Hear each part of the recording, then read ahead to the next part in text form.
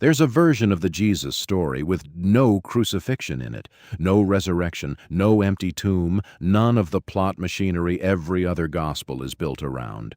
Instead, it opens with a warning. Whoever figures out what these sayings mean will never die. Then it just lists them. That's the whole book. That's the Gospel of Thomas. For most of Christian history, nobody could read it. Early writers mention a text by that name, but the thing itself seemed to be gone, one of those titles you find in footnotes and nowhere else.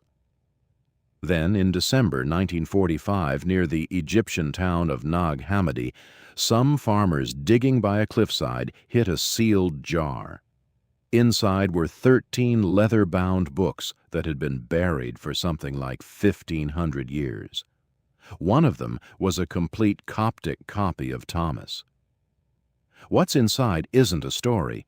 It's a list of 114 sayings attributed to Jesus, with no birth narrative, no miracles, no arrest, no trial. A good chunk of them sound familiar, parables about seeds and searching that echo Matthew or Luke. Others don't sound familiar at all.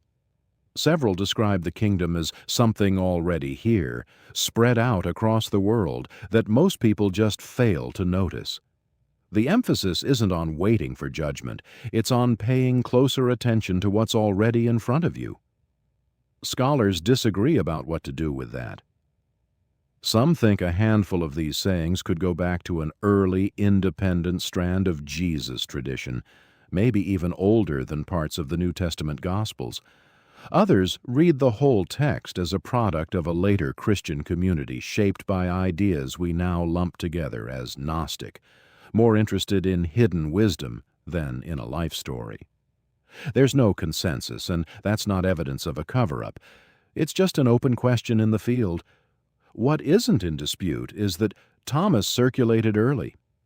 Greek fragments of it turn up in a rubbish heap at a site called Oxyrhynchus, dated to around the 2nd century, decades before Nag Hammadi.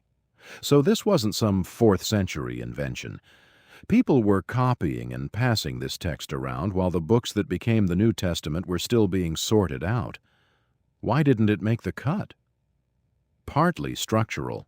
A gospel with no crucifixion is hard to build a theology of atonement around.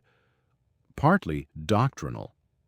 A kingdom that's already here and just unnoticed is a very different claim than the one that ended up in the creeds. The bishops shaping the canon left it out less because it was dangerous, and more because it didn't fit the religion they were assembling. For over 1,000 years that settled the matter, until a jar buried near a cliff in Upper Egypt handed it back. The argument the councils thought they'd closed is now happening in universities instead of synods, and nobody has settled whether Thomas gets us closer to the historical Jesus or just shows how later Christians reimagined him. That's a real gap in the evidence, not a flaw in the story.